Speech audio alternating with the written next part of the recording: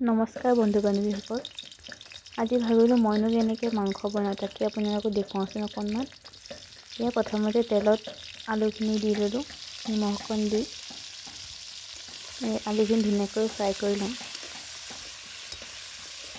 এফালে মই মাংসত সকলো যি আছে গুড়ি মছলা চব দি পেলাই মেৰিনেট কৰি থৈছোঁ। ইয়াৰ আলুখিনি ফ্ৰাই হৈ গৈছে ধুনীয়াকৈ। আলুখিনি নমাই কেৰাহীত আকৌ তেল দি তেলতে পাঁচফোৰণ কেইটামান দি তাতেই মেৰিনেট কৰি থৈ দিয়া মাংসখিনি দি দিলোঁ আৰু ইয়াত এচামুচ আকৌ নিমখ দি দিছোঁ। আপোনালোকে চাই ল'ব, মাংসৰ জোখত দিব। মই মাংসত জালুকৰ গুটি, আদা, নহৰু, পিঁয়াজ একেবাৰে খুন্দি দি দিছোঁ।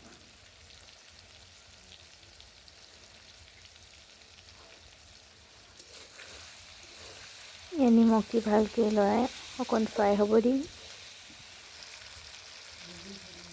আৰু এতিয়া কাটি থোৱা বিলাহী আৰু ফ্ৰাই কৰি থোৱা আলুখিনি ইয়াত দি দিম।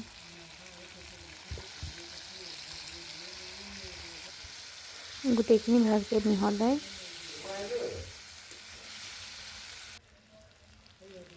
মিহলাই অকণ ঢাকনি মাৰি দিছিলোঁ। সেই ঢাকনি খুলি ইয়াত পানী তিনিকৈ বেচিছোঁ মই। আপোনালোকে কিমানটো খায়, জোল কৰে নে গ্ৰেভি কৰে, সেই জোখত পানী দিব। ঢাকনি অকণ মাৰি পেলাই এতিয়া দিছোঁ গৰম মছলা।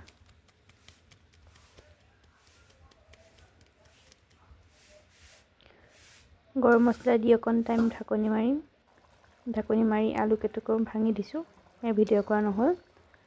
এয়া আমাৰ ব্ৰইলাৰ ৰেডি। আপোনালোকেও ট্ৰাই কৰি চাবচোন। ধন্যবাদ।